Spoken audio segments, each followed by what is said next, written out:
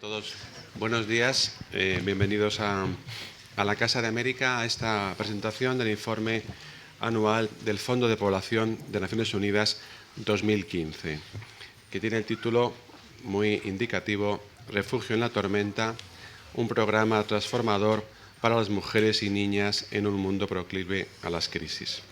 Yo querría saludar a las personas que van a participar en la mesa de hoy: a Cristina Juarranz, directora de Cooperación Multilateral, Horizontal y Financiera de la Agencia Española de Cooperación Internacional para el Desarrollo del Ministerio de Asuntos Exteriores y de Cooperación.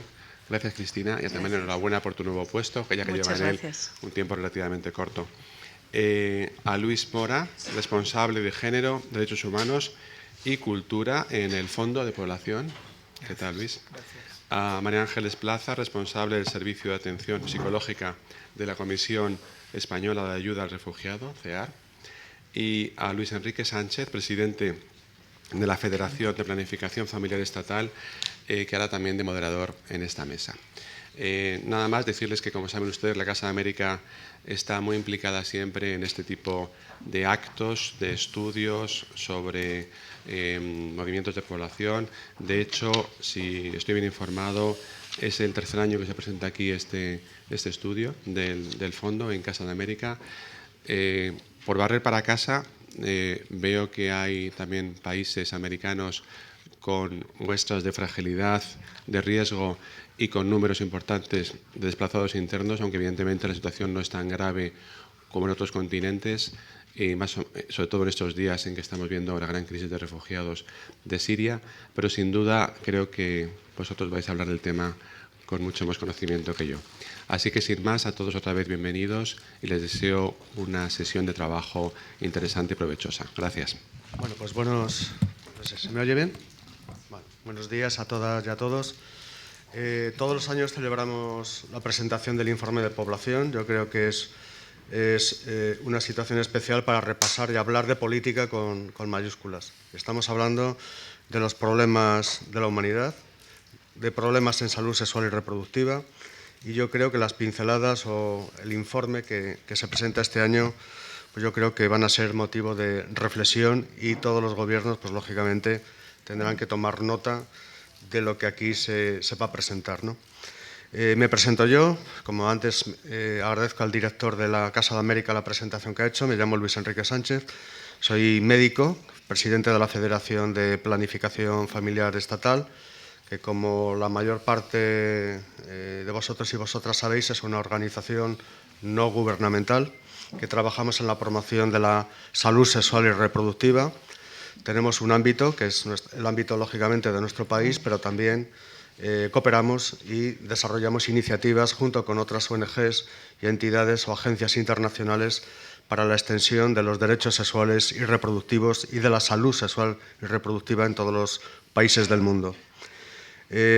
Por abrir un poquito el tema, plantear que vivimos un momento crucial, ¿no? Y yo creo que ahora nos van a explicar algunas cuestiones que yo creo que se refieren a ello, como es el hecho de la cantidad de millones y millones de personas desplazadas en situaciones de riesgo, personas que además en nuestro país ahora mismo están siendo acogidas, aparte de una población inmigrante que tenemos, en la que no siempre tienen reconocidos todos los derechos, incluyendo el derecho a la salud, la tarjeta sanitaria y los servicios de salud sexual y reproductiva.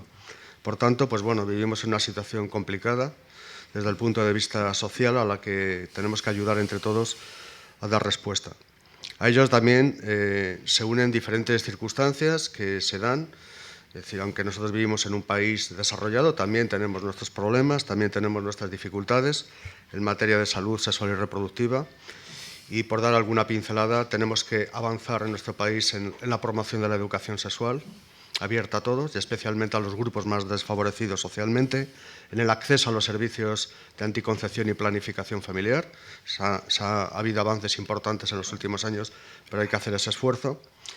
Y, al mismo tiempo, pues en otros aspectos que no están contemplados en las actuales leyes, porque no se ha desarrollado la estrategia de salud sexual y reproductiva, que, como muchos sabéis, era un compromiso del Gobierno y, bueno, por dificultades o desavenencias políticas no se ha desarrollado. Por tanto, Tenemos una situación en ese sentido problemática.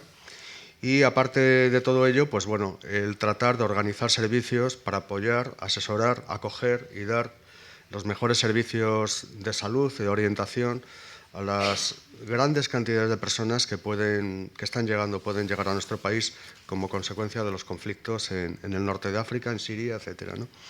Entonces yo creo que eso efectivamente son problemas bastante importantes. Y decir también pues, que desgraciadamente en este campo nos tenemos que enfrentar, y quiero hacer alusión a ello también, pues con grupos que por razones ideológicas, religiosas, todos los fundamentalismos son malos, tratan de criminalizar, tratan de presionar a las ONGs que estamos en el campo de la defensa de los derechos sexuales y de derechos reproductivos. Eso ha ocurrido en Estados Unidos con el asesinato de personas en alguna clínica y ocurre en nuestro país con una persecución en la que, basándose en esas ideas, entre comillas, religiosas o fundamentalistas, pues tratan de criminalizar a la organización a la que represento, pues bueno, en polémicas absurdas o en campañas de difamación. Y bueno, pues eso es un poco el día a día, desgraciadamente. Pero bueno, en cualquier caso, la apuesta es desarrollar políticas, abrir cauces y sobre todo introducir en los temas de la Agencia Internacional todos los aspectos relacionados con la salud sexual y reproductiva. Finalmente, yo creo que también hay otro reto, que es que en las partidas de nuestro país de ayuda y de cooperación al desarrollo, dentro de ello, que es muy amplio, todos los temas relacionados con salud pública y salud sexual y reproductiva tienen que tener también una mayor cuota de aportación presupuestaria y de apoyo por parte de los poderes públicos, por parte del Estado y por parte de las organizaciones que tienen competencia en ello. Por tanto, yo simplemente, y como introducción a este informe, quería apuntar solamente estos aspectos y, a continuación, voy a dar la palabra a mis compañeros y compañeras de la mesa. Luego, una vez que se presente el informe, pues bueno, vamos a hacer un diálogo, aunque yo os pediría que, por respeto a los medios de comunicación, vamos a procurar, antes de que hable el público, darle la palabra a los periodistas y a los responsables de medios, porque, como sabéis, siempre tienen prisa por llevar la noticia a sus agencias de comunicación, etcétera, ¿no? Bueno, pues sin más, vamos a dar la palabra a Cristina Juarrán, que ya ha sido presentada, directora de Cooperación Multilateral, Horizontal y Financiera de la Agencia Española de Cooperación Internacional para el Desarrollo, que depende del Ministerio de Asuntos Exteriores y Cooperación. Cristina, pues cuando quieras. Muchas gracias, Luis. Muchas gracias a todos. Buenos días también, Luis Enrique, María Ángeles, compañeros de la mesa y, por supuesto, al director de esta casa que nos ha recibido hoy aquí y que nos ha permitido llevar a cabo, estar aquí y poder hacer la presentación del informe por parte del Fondo de Población de Naciones Unidas. Por lo tanto, antes que nada, agradecerles a ellos también el que llevan a cabo esta presentación aquí y que nos hayan invitado a participar hoy en este evento. Y para mí, sinceramente, es un placer participar hoy aquí. Por lo menos me permite además comprobar de primera mano el compromiso que mantenemos con el desarrollo, los derechos sexuales y reproductivos y la salud de las comunidades por parte de organizaciones como la Agencia Española de Cooperación y del Fondo de Población de Naciones Unidas y Federación de Planificación Familiar Estatal y muchas otras que probablemente estéis aquí hoy en este evento y que, bueno, que no os puedo nombrar porque ahora mismo no os conozco personalmente. En este caso, decir que el Fondo de Población es un socio estratégico de la cooperación española. Es un socio con quien recientemente acabamos de renovar nuestro marco de asociación en una larga trayectoria en la que hemos logrado además incrementar los resultados de desarrollo generando, creo yo, y como una opinión personal y creo que compartida, sinergias entre todas nuestras intervenciones. Este informe que se presenta hoy es, como ha señalado anteriormente Luis Enrique, es especialmente pertinente. Llega en un momento adecuado, arrojando luz sobre un tema que es esencial. Las crisis están cercenando y dilapidando los derechos sexuales y reproductivos de mujeres, niñas y adolescentes en general. Las situaciones de emergencia se disparan y los casos de abuso y explotación sexual, violencias, embarazos no deseados, abortos prematuros, etcétera, se están dando en numerosos ámbitos.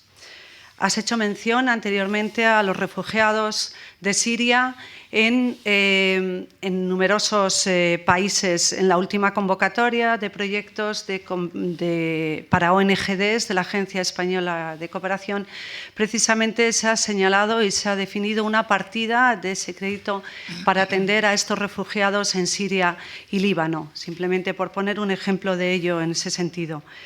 La Agenda Internacional lleva años tratando de dar respuesta a esta realidad, como mencionabas anteriormente. Es una realidad terrible, pero el trabajo, además, es aún ingente. Hace 15 años, en octubre de 2000, el Consejo de Seguridad de Naciones Unidas adoptó la Resolución 1325, Mujer, Paz y Seguridad. Desde entonces ha sido complementada por otras 5 resoluciones. Una de ellas, la 1820, centrada en combatir la violencia sexual empleada como táctica de guerra. Este acervo ha ido sentando las bases de numerosas políticas y planes de acción nacionales para hacer frente a las agresiones patriarcales en situaciones de conflicto. De forma muy reciente, la Resolución 2242 nos recuerda la necesidad de reforzar la protección de mujeres y niñas en los conflictos armados, así como también la necesidad de incrementar la participación plena de estas mujeres y activa en la prevención de estos conflictos y en la consolidación de la paz. Por otro lado, no podemos, creo, en mi opinión, dejar de mencionar aquí la Agenda 2030 para el Desarrollo Sostenible. En varios párrafos, especialmente en el 33, manifiesta la voluntad de los Estados participantes de promover la resiliencia. También en las metas aparece este objetivo, fomentar la resiliencia de los pobres y las personas que se encuentran en situaciones vulnerables. ¿Y qué decir del propio Objetivo 5, que nos recuerda nuestra obligación de promocionar la participación política de las mujeres y la eliminación de toda la violencia contra las mismas y las niñas en la esfera pública y privada, claves para erradicar la pobreza y alcanzar un desarrollo sostenible? Esto nos va a obligar a las administraciones públicas y a los gobiernos a poner en práctica y a ponernos las pilas, porque efectivamente son numerosos los cambios que tenemos que hacer para ir adaptándonos y poder poner en marcha a partir del 1 de enero del siguiente año la propia Agenda 2030. Este informe que hoy se presenta hace un claro llamamiento y la cooperación española no solo se hace eco, sino que además lo hace suyo. Es urgente, por tanto, atender las necesidades y proteger los derechos de más de 26 millones de mujeres. Tú hablabas de numerosos millones. Yo digo 26, pero seguramente sean más. Y adolescentes que están en situaciones de emergencia en todo el mundo. Tenemos, por lo tanto, una voluntad clara y, además, diversas herramientas desde la cooperación que nos permiten avanzar de las palabras a los hechos. El propio cuarto plan director, estrategias sectoriales, el plan de asociación y de acción sobre mujeres y construcción de paz, el plan de actuación de género de la agencia, que incluye una línea prioritaria en defensa de los derechos sexuales y reproductivos. La cooperación española ha venido trabajando de forma decidida en el fortalecimiento de los ministerios de salud, en el apoyo a organismos multilaterales de desarrollo, especialistas en la materia, como es el caso del organismo que hoy nos presenta este informe, Fondo de Población de Naciones Unidas, el seguimiento de informes del Cairo, Beijing, convenios regionales y programas y acciones específicas para mujeres sobre riesgos asociados a los derechos reproductivos. También en el apoyo a organizaciones feministas y de mujeres en su labor clave, a través, efectivamente, de la colaboración que mantenemos y que llevamos a cabo con ONGDs, como mencionabas anteriormente, a través de las convocatorias de proyectos y convenios del 2014 o a través de las propias relaciones que mantenemos con los países bilateralmente. A pesar de los avances producidos, somos conscientes de que hay muchos temas donde todavía podemos mejorar. Podemos reforzar nuestra capacidad de diálogo de políticas con países socios y nuestro papel en la definición de políticas y programas de las iniciativas internacionales de salud global para que se integre la salud sexual y reproductiva, reduciendo la ineficacia de las intervenciones. explorar la cooperación técnica y la transferencia de conocimiento. Además, todo esto viene establecido también en la Agenda 2030. Pero además es importante la coordinación intersectorial y el trabajo multidisciplinario que forman, lógicamente, el sustrato común de la construcción de la resiliencia.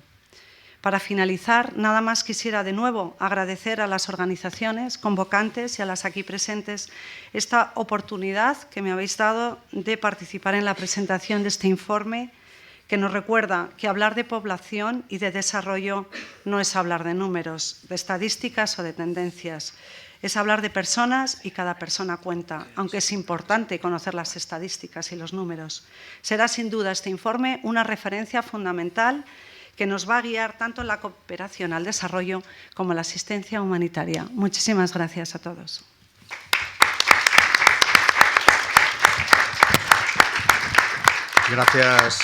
Gracias, Cristina. Va a intervenir ahora María Ángeles Plaza. María Ángeles, como también la hemos presentado antes, es la responsable del Servicio de Atención Psicológica, Comisión Española de Ayuda al Refugiado. Es licenciada en Psicología y además especializada en Psicología Clínica, Salud Mental y en situaciones de violencia política. Por tanto, yo creo que nos tiene que contar cosas muy interesantes. Bueno, igual que mis compañeras, de verdad estamos desde el CEAR enormemente agradecidas por la invitación, porque, bueno, este informe me parece que puede marcar un antes y un después, ¿no?, en el estudio sobre los derechos sexuales y reproductivos, y realmente es un tema que con la crisis pues son millones de mujeres y de niñas las que necesitan atención. Por lo tanto, creo que ponerlo sobre la mesa, darnos una herramienta también a las entidades y a las organizaciones para poder reflexionar y para poder pues tener esas cifras y basarnos en hechos reales en la investigación, me parece que es algo importantísimo. Nos han pedido que habláramos sobre cómo estos derechos sexuales y reproductivos, como una violación de derechos humanos, puede afectar a las mujeres y a las niñas refugiadas, ¿no? Un tema que ahora está tan presente por la crisis de los refugiados, y mi ponencia o mi presentación va a ser más desde el trabajo que hacemos aquí y desde, ¿no?, pues la intervención que hacemos con estas mujeres, ¿no? A ver si pequeñas pinceladas nos pueden dar un mapa del trabajo que realizamos. Otro de los motivos por los que agradecemos enormemente estar en esta presentación es que nos da a CEAR la posibilidad también de visibilizar la realidad de muchas mujeres refugiadas, de millones de mujeres refugiadas, el dato yo no lo tenía, y de niñas que se ven obligadas a salir de sus países de origen en busca de una vida mejor, ¿no?, de un lugar seguro. Entonces, entre ellas se encuentran las mujeres que solicitan protección internacional en nuestro país. Ese es el colectivo de atención con el que CEAR trabaja, ¿vale?, que son las solicitantes de asilo, las mujeres que buscan protección internacional en nuestro país como país seguro. Y desde nuestra entidad pues observamos distintas formas de violencia de los derechos de las mujeres y concretamente de los derechos sexuales y reproductivos. Pero lo que sí observamos es que todas tienen que ver con la violencia de género, todas tienen que ver con las diferencias de poder entre hombres y mujeres y con un sistema patriarcal que permite, legitima y que mantiene en la impunidad estas violencias. Son muchos los casos que recibimos, los perfiles de mujeres son de lo más variado, desde pues, África subsahariana, Oriente Medio, Siria, Pakistán, Afganistán, América Latina, Centroamérica, mucho últimamente. Entonces los perfiles son absolutamente variados, mujeres solas, mujeres en familias, menores no acompañadas. Entonces, bueno, voy a intentar poner ejemplos desde la cotidianidad de nuestro trabajo y desde lo que día a día nos vamos encontrando para, bueno, pues ofrecer un poco más de práctica, ¿no?, y de realmente lo tangible, ¿no?, lo que luego tenemos nosotras a lo que hacer frente, ¿no? Y lo que observamos es que estos derechos son sistemáticamente vulnerados, violentados a lo largo de todo el camino, ¿no?, desde el país de origen de estas mujeres refugiadas, luego entraremos más en esa parte, que es la parte más compleja, pero también son vulnerados y violentados en el camino, lo que ahora llaman países de tránsito, hasta que las personas llegan al lugar seguro, Os ponía aquí distintos casos, por ejemplo el de Siria, porque es ahora el más conocido, pero ya el ACNUR ya ha dado aviso de que y ha constatado casos de abusos y agresiones sexuales a mujeres y a menores en los campos de refugiados.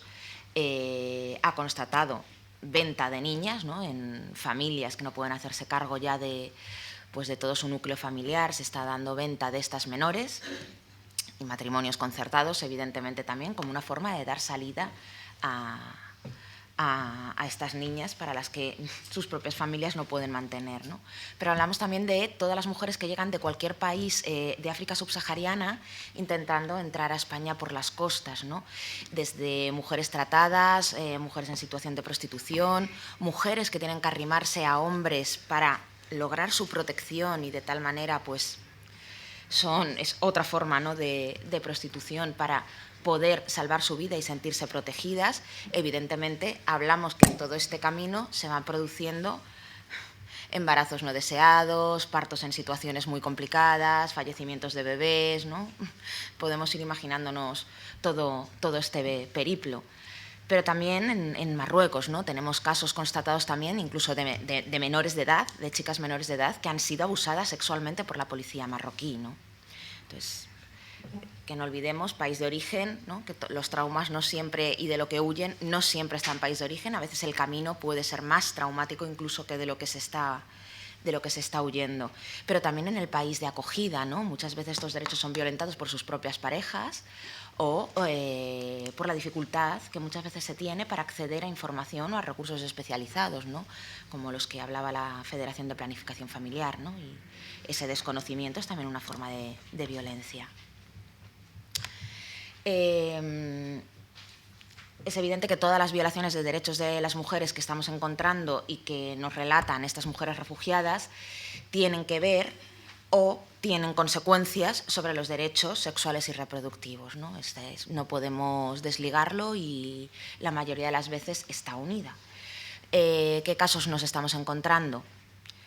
Por unificarlos, ya os comento que puede ser de distintas nacionalidades, de distintos lugares del mundo, perseguidos por distintos motivos relacionados con el género, pero los hemos intentado aglutinar para tener un mapa de qué es lo que nos podemos encontrar y qué es lo que nos cuentan estas mujeres. Violencia sexual, tortura sexual, abortos forzados tras los embarazos no deseados, muy frecuente, violencias en el contexto de la pareja o intrafamiliar, trata con fines de explotación sexual, leyes discriminatorias en función del género, persecución por orientación sexual o identidad de género. Esto se puede mezclar, ¿no? Muchos de estos, es evidente que va a haber muchos embarazos no deseados fruto de todo esto, va a haber abortos forzados fruto de todo esto, como consecuencia de todo esto, leyes discriminatorias que persiguen por orientación sexual, mujeres que con una identidad de género determinada obligadas a casarse con otros géneros. O sea, todo esto son variables que luego podemos ir conjugando, ¿no? En menor medida, pero también nos vamos encontrando crímenes de honor, matrimonios precoces, forzados o concertados.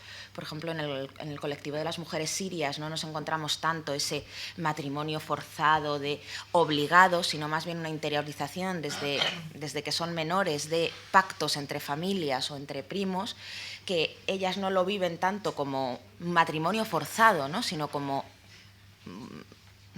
un pacto familiar. La consecuencia es la misma, ¿no? Es la infelicidad, es el no placer, es el no. Las consecuencias que todo eso conlleva son las mismas, pero ellas lo viven o lo vivencian de una manera distinta, que también a veces es difícil de trabajar. La mutilación genital femenina, pero también el repudio social, ¿no? También tras las agresiones sexuales, pues muchas mujeres son repudiadas desde sus propias comunidades o por sus propias familias o por sus propios maridos, ¿no? Y muchas de estas mujeres van a sufrir castigos tras la transgresión de normas sociales, patriarcales, ¿no?, que transgreden los roles de géneros tradicionales que están marcados muy fuerte en muchos de estos países, ¿no? Por ejemplo, pues comportamientos atribuidos a roles de género, vestimenta, maquillaje, en relación a la homosexualidad. Entonces me venía, por ejemplo, a la mente, según venía, el caso de una chica iraní, que consiguió su estatuto de refugiada, que yo creo que puede mezclar y podemos ver cómo se mezclan todas estas variables, ¿no? Y que no solo es uno de estos, otro de estos, ¿no? Entonces, ella es universitaria, su padre se encuentra en nuestro país, de hecho es otro paciente mío, solicitando asilo y ella se queda estudiando en la universidad. Es detenida en la calle por la policía esta que tienen, que guarda la policía religiosa, que guarda las normas culturales y sociales, por, no recuerdo bien si se la veía el pelo, si llevaba el velo más o menos caído. La cuestión es que ella y sus amigas son detenidas por transgredir normas en relación a su vestimenta supuestamente indecorosa. Son trasladadas a la cárcel, las meten en un ordenador, las amigas salen libres. Ella, al meterla en el ordenador su nombre, observan que es hija de un desertor del ejército, el padre que se encuentra aquí como solicitante de asilo, y la dejan encarcelada. No avisan a su familia, realmente la dejan encarcelada en situación de desaparición, porque no hay un aviso a su familia, no saben qué cárcel está, desconocimiento absoluto de todo. Y durante los días o semanas, no tiene muy claro el paso del tiempo durante aquella tortura, sufre agresiones sexuales, ¿no? En este caso, tortura sexual, puesto que es en un contexto, ¿no?, de privación de libertad y por personal de la cárcel, ¿no? Cuando sale,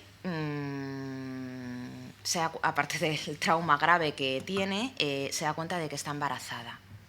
Entonces, por un lado, hay un castigo por parte de la familia, de su madre y su hermana, que la golpean, ¿no?, por haber transgredido la norma, porque es la mujer la que tiene que ser responsable de su propia sexualidad, ¿no?, según su cultura, y ella no se ha cuidado su sexualidad. Es obligada a un aborto forzado de forma clandestina, porque además todo eso lo que conlleva, ¿no?, es un deshonor familiar, porque en este tipo de sociedades el deshonor o la humillación no es personal. La humillación es una humillación a nivel familiar, ¿no? Por lo tanto, el repudio hacia esta chica, esta joven, no iba a ser a nivel individual, sino que también iba a ser el repudio familiar. Y ante ello, pues la decisión que toma la madre, no ella, es el aborto clandestino. Entonces, bueno, creo que es un ejemplo que nos puede, ¿no?,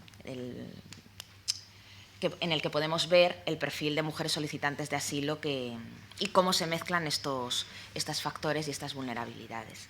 De entre todas las agresiones y las violencias que puede sufrir la mujer en relación a los derechos sexuales y reproductivos, pues yo considero que la más grave, por las consecuencias y la desestructuración emocional que conlleva y las consecuencias a todos los niveles, pues puede ser la utilización de la mujer como arma de guerra. Y vemos cómo se instrumentaliza, ¿no?, el cuerpo de la mujer, se convierte en un instrumento con un objetivo, que es dañar al enemigo, humillarle, romper el tejido social, servir de ejemplo, generar miedo, terror. Me encantaría tener más tiempo, ¿no?, para poder hablar de todo esto, pero bueno, pues son pinceladas que evidentemente tienen consecuencias psicológicas muy graves en las mujeres y en las niñas, no nos olvidemos. Entonces vemos como los conflictos armados, pues la violación como arma de guerra es desde hace muchos años la forma más barata de destruir al enemigo, ¿no? Entonces vemos como muchas mujeres pues son obligadas a tener hijos para que les recuerde el poder del enemigo, para que otras son dañadas, ¿no?, para que no puedan dar a luz hijos de guerrilleros o de militantes del otro bando, como limpieza étnica, ¿no?, lo vimos en los bosnios o en los hutus, ¿no?, como botín de guerra tras asedio a una comunidad para diversión de los combatientes. Lo estamos viendo también en Siria, ¿no?, en la yihad islámica. Está siendo... Son cosas que están a la orden del día en cuanto ponemos un telediario. Lo único que hay que encajar lo que vemos dentro de los paradigmas, ¿no?, pero lo vemos todos los días. O la motivación y el aliento a las tropas, ¿no? Son muchas las jóvenes europeas que están siendo trasladadas, ¿no?, a Siria para casarse con los combatientes y llevarles motivación y ánimo. Pero también en los cuerpos del ejército convencional, rebelde, o de las guerrillas, la utilización de las niñas soldado y de las mujeres, ¿no?, que son utilizadas como esclavas sexuales o para realizar tareas domésticas. Y en este sentido, pues también tenemos ahora mismo en CEAR pues varias menores. Hemos atendido a una niña colombiana menor de edad que estuvo con las FARC Y ahora tenemos también otra menor que viene de las maras de Latinoamérica y que realmente la experiencia, el método de captación y los sistemas que utilizan, ¿no?, dentro de la propia mara para mantenerla y para castigarla son exactamente los mismos de cualquier niña soldado de cualquier otro país en conflicto. Y bueno, yo creo que además son casos que poco a poco vamos a ir atendiendo más. Uy, 2 minutos. Las consecuencias de todo esto son enormes, ¿no?, para la salud física, mental y sexual de las mujeres y las niñas.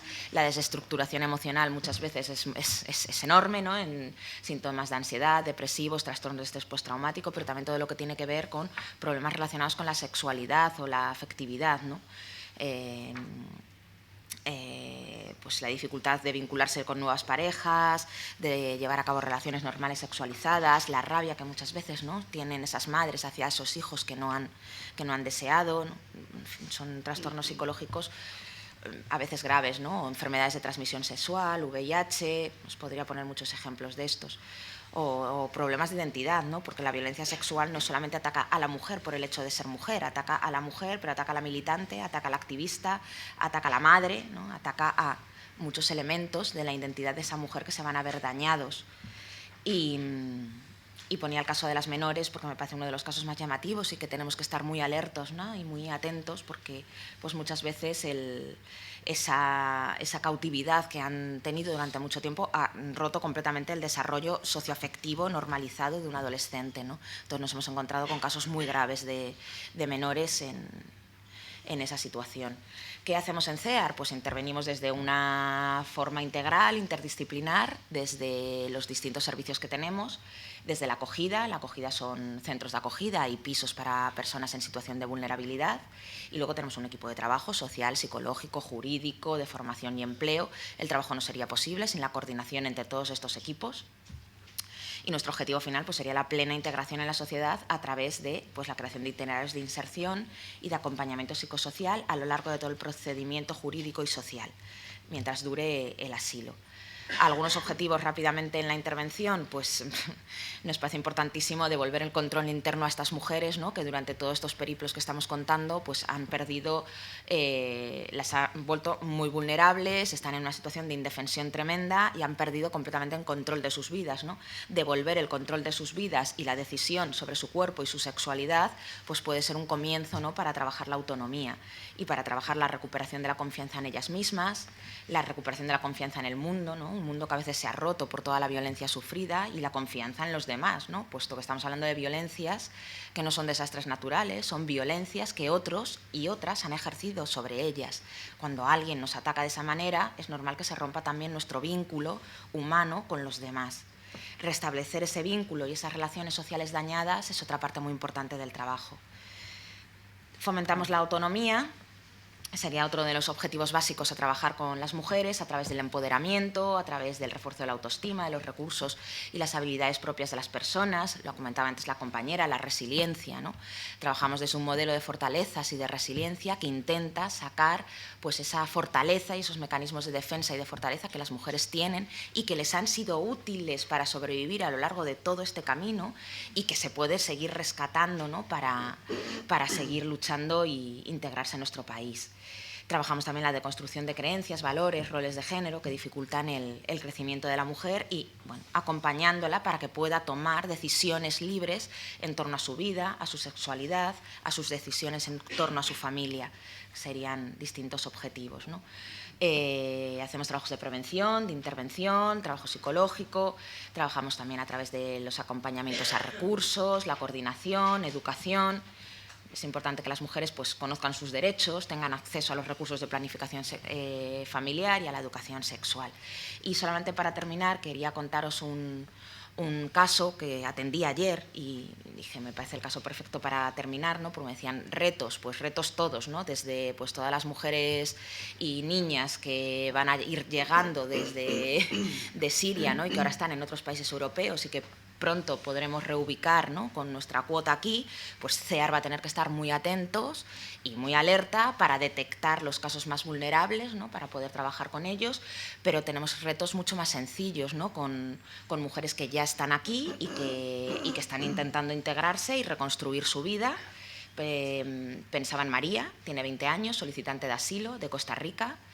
La atendí ayer, justo antes de cerrar el ordenador, y dije, es el caso perfecto, ¿no? María, con 14 años, vive en una familia en Costa Rica, en una barriada completamente desestructurada, violencia familiar, interfamiliar, el padre se va de casa, se queda la madre y las menores, la niña menor operada, todo muy complicado. Y en esa situación conoce a un joven que trabaja en una discoteca de al lado, que la va llevando regalos, que la va llevando alimentos. Y cuando María tiene 16 años, piensa que irse con él puede ser una solución para que su madre tenga una boca menos que alimentar. A los 16 años se va con él, se junta con él, en otra chabola de aquella barriada de Costa Rica, y comienzan los malos tratos físicos, psicológicos, verbales, y pronto comienzan también los abusos sexuales. La relación se va deteriorando cada vez más. Al principio ella iba al colegio, poco a poco deja de ir al colegio, poco a poco deja de salir, y llega un momento en que la controla absolutamente todas las salidas, no puede hacer compra, tiene muy poco acceso a la alimentación, y ella describe su casa con 3 cadenas, con candado, por lo cual ella ni siquiera ya llega un momento en el que puede salir. Posteriormente él pierde el trabajo y a raíz de eso es obligada a prostituirse en su propia casa con los amigos de su pareja durante varios meses. Cuando él ve que ella ya está bastante dañada emocional y físicamente, parece ser que la deja un poco tranquila porque la madre ya empieza a sospechar, y pasan unos meses sin que se repitan estos abusos, y en ese momento se queda embarazada. Se queda embarazada, entiende que de su pareja, porque habían pasado como 4 meses. Durante el embarazo tiene un riesgo de aborto por las palizas que él la mete en la tripa, pero finalmente da a luz a un bebé que nace completamente desnutrido. Recordemos que María llevaba mucho tiempo sin tener acceso casi ni a la luz del día, pero tampoco a los alimentos. Y un bebé al que no puede amamantar, por lo mismo, porque su anemia y su desnutrición no la permite tener una leche de calidad para poder alimentar al bebé. Antes de irse del hospital, la dice si se puede quedar un par de días más, que están mirando una cosa que les tiene un poco a los médicos preocupados. Esa cosa que a los médicos les tiene preocupados es que María ha contraído sífilis y el bebé tiene sífilis. Entonces, bueno, pues será un caso que, preparando esto, me parecía que reunía todos los elementos de vulneración de derechos sexuales y reproductivos que se pueden dar en un caso, ¿no? Y también es un reto, ¿no?, trabajar con María, con 20 años, ¿no?, que se recupere emocionalmente, que fomentemos su resiliencia y que pueda estudiar y tener una vida normalizada como cualquier chica de su edad, ¿no? Y bueno, con esto termino. Muy bien.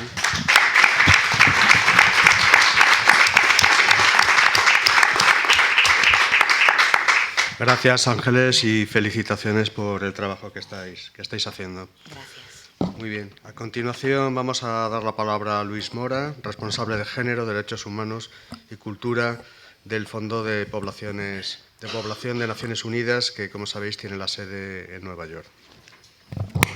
Bueno, muchísimas gracias y bueno, es como siempre un placer y un privilegio estar aquí para presentar el informe, ¿no?, mundial sobre el estado de la población.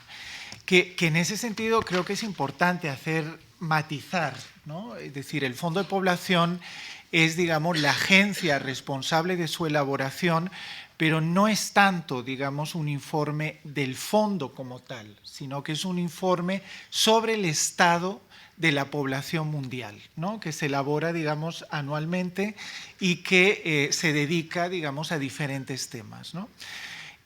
Quisiera agradecer, por supuesto, a la Casa de América, al director de la Casa de América, pues, por ofrecernos este espacio, a la Agencia Española de Cooperación Internacional por una larga, digamos, tradición de colaboración, de trabajo conjunto, por el extraordinario apoyo que España ha dado siempre al Fondo de Población de Naciones Unidas y también durante muchos momentos a la agenda de salud sexual y reproductiva y derechos, pero también, digamos, agendas más amplias vinculadas con los derechos de las mujeres. En ese sentido, yo creo que es importante, y a veces cuando uno está en los ámbitos nacionales no se ve tanto, ¿no? Pero cuando uno, digamos, o cuando las organizaciones, las personas tienen que actuar en ámbitos internacionales, sí es muy importante el apoyo, digamos, político de los gobiernos, ¿no? No siempre, digamos, se trata de apoyo, y por supuesto los apoyos económicos y financieros son claves, pero a veces los apoyos políticos en determinados procesos son incluso más importantes que los apoyos financieros. Y en ese sentido, España tiene una larga tradición en el ámbito internacional y es vista, digamos, en muchos espacios como una líder en lo que se refiere a los temas de derechos de las mujeres, ¿no? Y también los temas vinculados con igualdad de género, con prevención de violencia y también con derechos reproductivos. Entonces yo creo que desde el Fondo de Población de Naciones Unidas y desde Naciones Unidas es importante hacer ese reconocimiento, ¿no? También pues, agradecer a la Asociación Española de Planificación Familiar también por una larga tradición de colaboración y por el apoyo que dan anualmente a la realización de estos eventos, ¿no? Quisiera iniciar la charla porque, bueno, entiendo que todos y todas tendréis la posibilidad, la oportunidad de revisar el informe, de, digamos, recorrer las cifras, los datos, las experiencias, porque también se narran y se recogen experiencias de mujeres, de niñas, de hombres, ¿no? de profesionales de la salud y de otros ámbitos a lo largo del informe. Y en ese sentido quisiera, bueno, concentrarme más bien en lo que consideramos que son los mensajes principales que este informe quiere transmitir. Y me parece muy importante ese primer mensaje del refugio en la tormenta, ¿no? Es decir, por un lado porque nos habla de una tormenta, ¿no? Y por otro lado nos habla de un refugio, ¿no? Y en ese sentido el informe lo que pretende fundamentalmente es presentar cuál es la situación actual en materia de ayuda humanitaria, es decir, vinculada no solo con los conflictos, sino también con el tema de desastres naturales y también cuál es en este momento, dada esa situación que es paradigmática y que no tiene precedentes históricos anteriores, cuáles son, digamos, cuál es la propuesta que desde el informe sobre el Estado Mundial de la Población y desde el Fondo de Población se hace para, digamos, atender esa situación, como ya decía, sin precedentes en materia humanitaria. Antes de iniciar, digamos, ese recorrido, a mí personalmente me gusta, digamos, cuando leemos esos informes o cuando yo personalmente leo esos informes que a veces pueden ser muy técnicos, que a veces pueden ser, digamos, hasta cierto punto, pues farragosos, etcétera, es identificar, bueno, desde mi experiencia, desde mi propia experiencia personal, qué es, digamos, lo que el informe me habla, ¿no? Y a mí este informe me hablaba de mi madre, es decir, me hablaba de una niña de 6 años que a los 6 años pues tuvo precisamente que desplazarse, ¿no? Y tuvo, digamos, que en una situación de conflicto tuvo que recorrer, digamos, la mitad de su país, ¿no? Con miedo, tomar un barco con miedo y llegar a un lugar extraño también con miedo, ¿no? Y yo recuerdo que mi madre, que hablaba, bueno, relativamente poco de ese tema, no llegó nunca, digamos, a olvidar ese miedo, ¿no? El miedo de una niña de 6 años a la que es muy difícil explicar qué es lo que está ocurriendo en una situación de conflicto y que de repente ve que todo su mundo se ve trastocado. Y que el miedo, digamos, se instala en digamos, su cotidianeidad. Y yo creo que ese es el corazón del informe.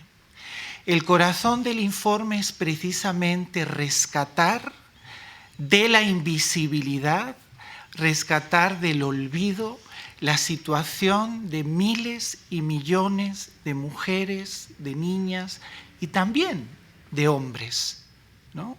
En esas situaciones extremas que son tan difíciles de imaginar para cada uno de nosotros si no las hemos vivido.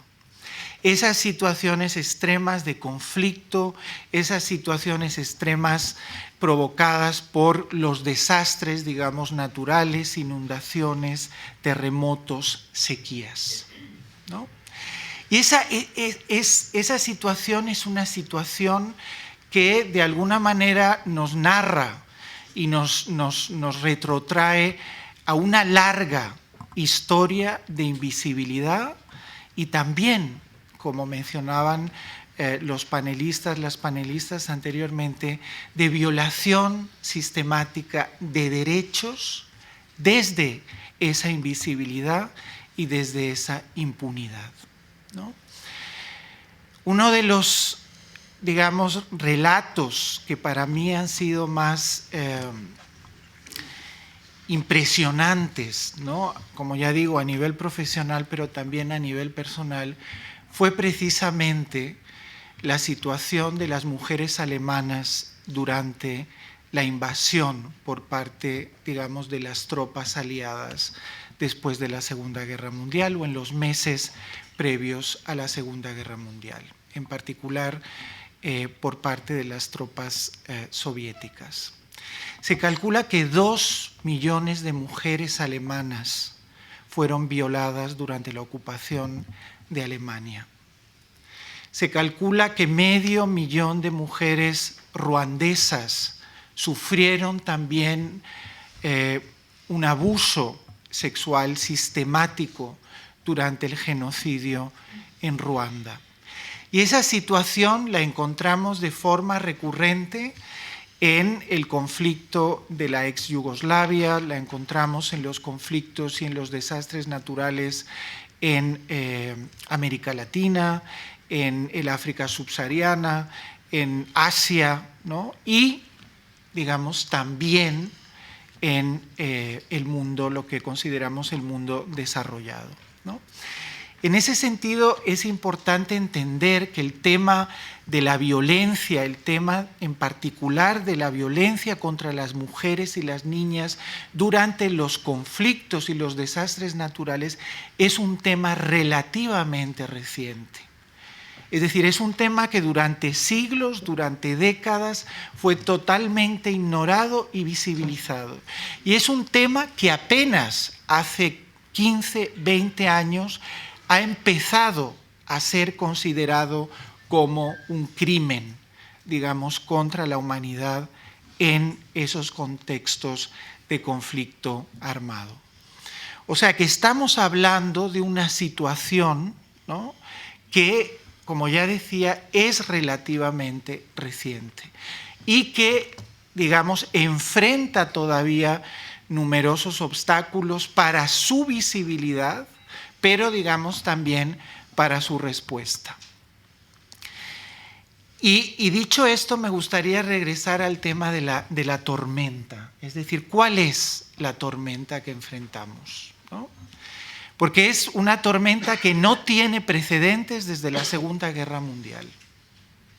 Es una tormenta que no tiene precedentes desde la Segunda Guerra Mundial. En la Segunda Guerra Mundial, el 3% de la población mundial murió a causa directa del conflicto. Es una cifra realmente impresionante.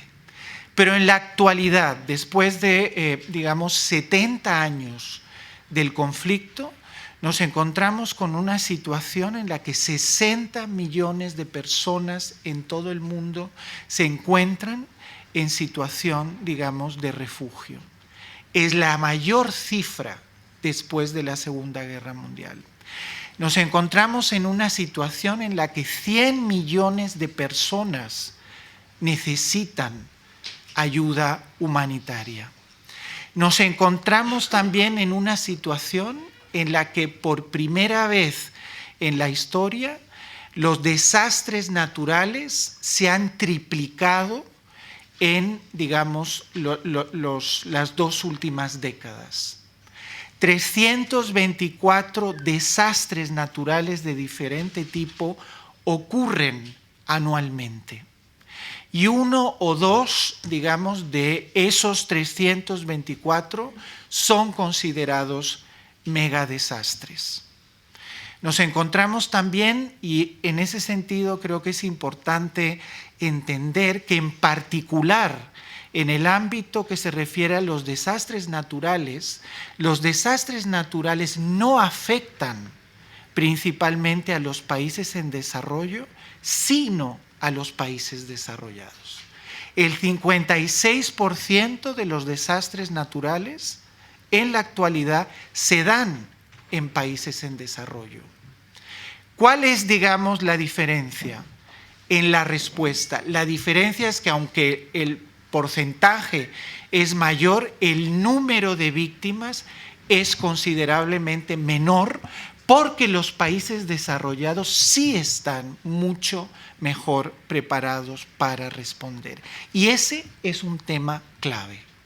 El tema de la preparación y de la prevención, ¿no?, en materia de desastres naturales y de conflictos es un tema clave, ¿no?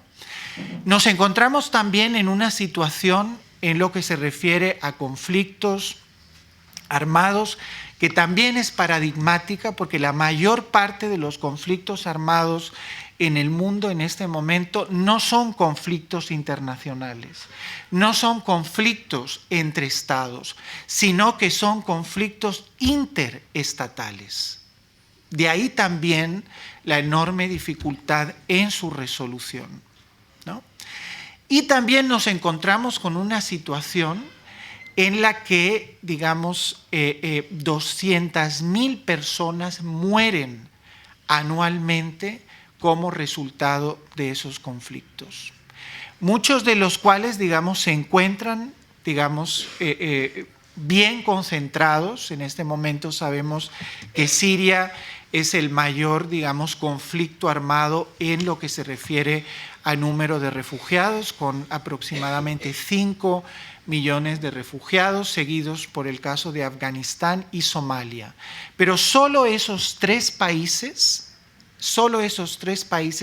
representan el 53% de la población, digamos, de los refugiados afectados por conflictos armados, ¿no?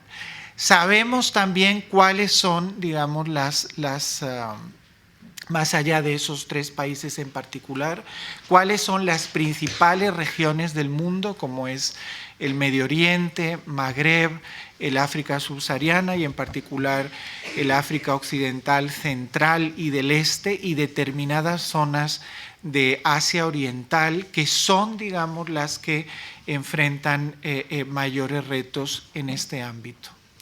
O sea que tenemos también por primera vez un conocimiento mucho más detallado sobre la situación en materia de necesidades de ayuda humanitaria provocadas, como ya decía, por los desastres naturales y por los conflictos. En ese contexto, ¿dónde está el refugio? O sea, ¿cuál es el refugio? El refugio ante esa tormenta es precisamente, digamos, esa situación que identificábamos en el que los temas vinculados con violencia y salud de las mujeres han sido tradicionalmente, no han formado parte durante muchos años de la agenda de ayuda humanitaria. Consideramos y se sigue considerando que la atención, la respuesta inmediata en materia de provisión de alimentos, agua, refugio, etcétera, digamos, ropa, sigue siendo, y evidentemente lo es, una respuesta inmediata necesaria, ¿no? Pero durante muchos años se ha olvidado, ¿no?, que en ese contexto las mujeres y las niñas sufren una situación de particular vulnerabilidad.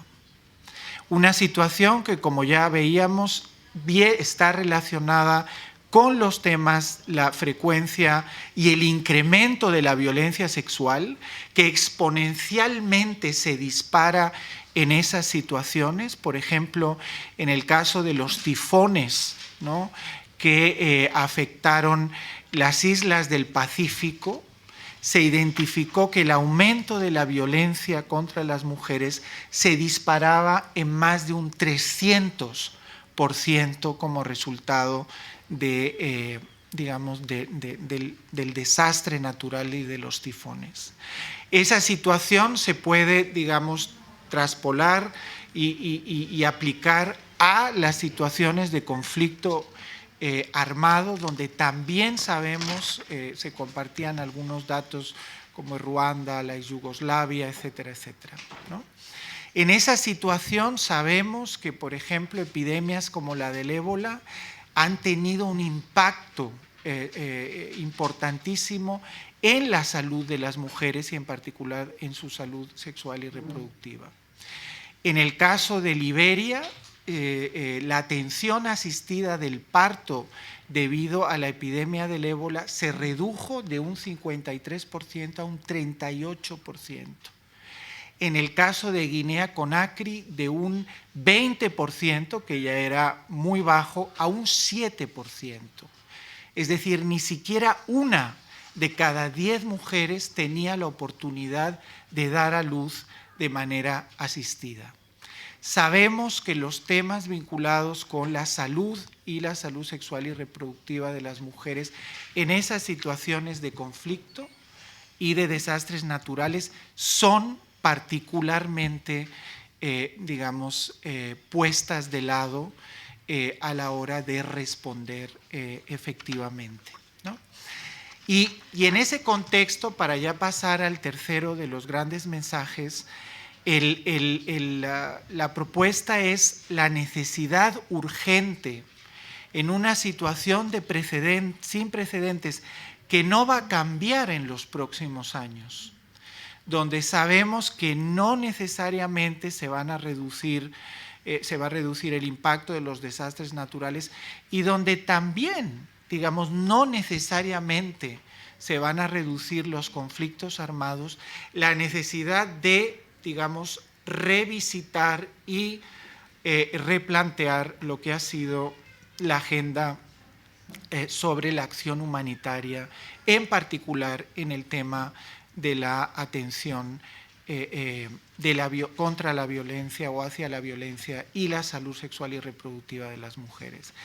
Y en ese contexto el informe propone, digamos, varios ámbitos críticos para llevar digamos, cambios a esa situación. Por un lado, la necesidad que tenemos que entender que el tema de la respuesta humanitaria no puede seguir siendo visto como un tema, digamos, específico y desconectado de los procesos de desarrollo. La acción humanitaria debe ser parte de los procesos de desarrollo, parte integral de los procesos de desarrollo. Y ese ámbito tiene que ver con la necesidad de seguir promoviendo programas vinculados con que atienden las desigualdades a nivel social en el acceso a la salud, a la educación y a los derechos de las mujeres en los países en situación de fragilidad o de riesgo. Eso es clave como una medida preventiva. En este momento, solo el 5.0% de toda la ayuda humanitaria, el 0,5% de toda la ayuda humanitaria va a temas vinculados con violencia, atención de la violencia y de la salud sexual y reproductiva de las mujeres. Y eso que hay que reconocer que el incremento de las contribuciones de los gobiernos y de otros actores para atajar la situación sin precedentes de crisis se ha incrementado sosteniblemente en los últimos 3 años.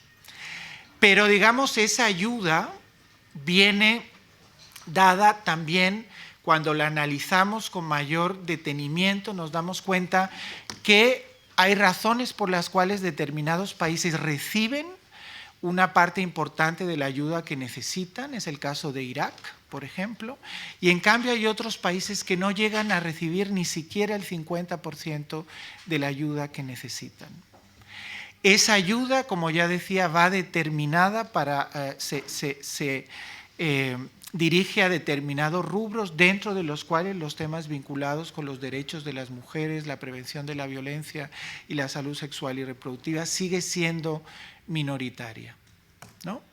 Y en ese contexto, digamos, analizar y, digamos, adaptar la respuesta humanitaria a las necesidades actuales en el marco de una agenda global de desarrollo es fundamental. Un segundo ámbito que es fundamental es cómo, digamos, el tema de prevención de las situaciones de desastre natural y de conflicto. Si no se invierte en prevención, la respuesta de las propias poblaciones e instituciones va a ser muy limitada y muy débil.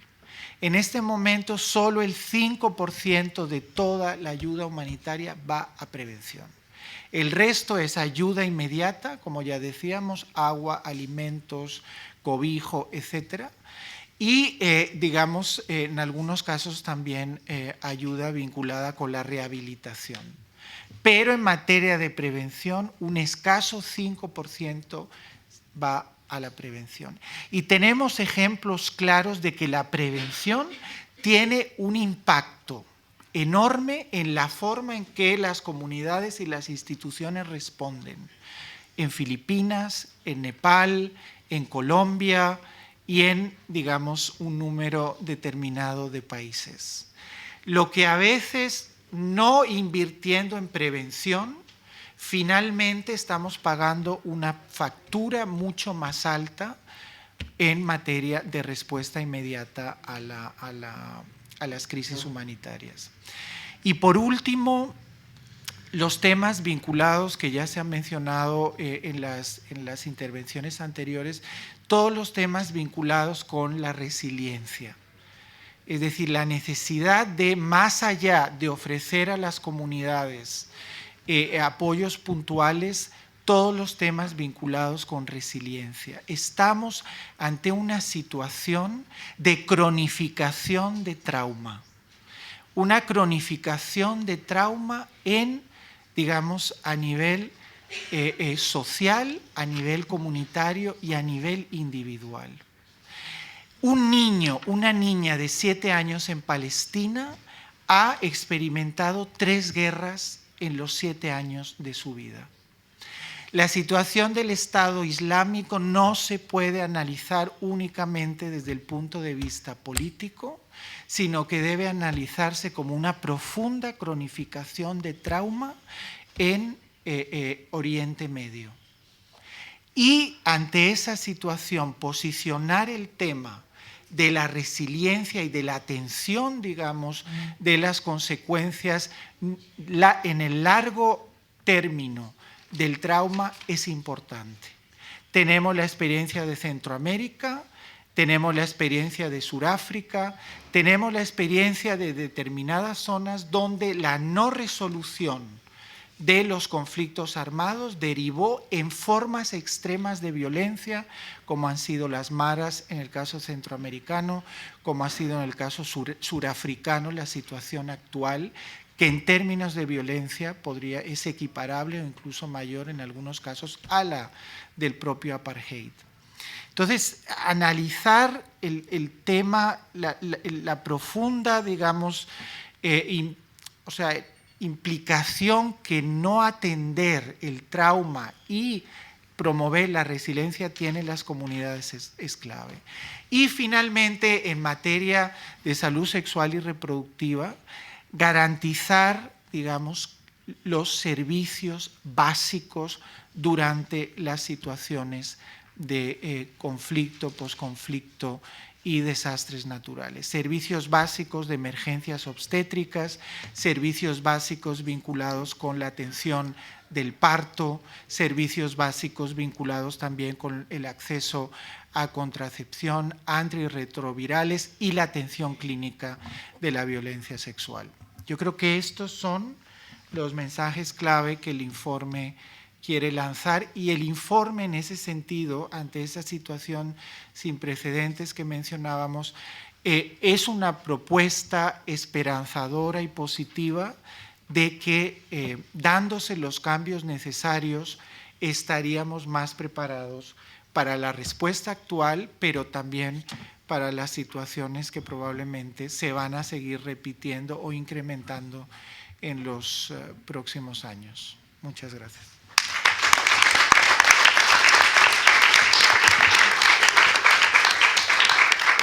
Muy bien, felicitar a Luis, yo creo que por esas claves que nos ha dado, que yo creo que es un poco lo que puede ser ahora interesante para el debate y sobre todo para los responsables, las responsables de las administraciones, porque yo creo que van a tomar buena nota de todo ello. Vamos a abrir un turno de palabra y antes, como os he comentado al principio, si os parece, vamos a dar prioridad a los periodistas y responsables de medios de comunicación por la premura que tienen en trasladar. Entonces, sí, primero, si hay alguno de ellos que quiera preguntar algo, le damos primero la palabra y luego ya el público será los que tengamos que intervenir.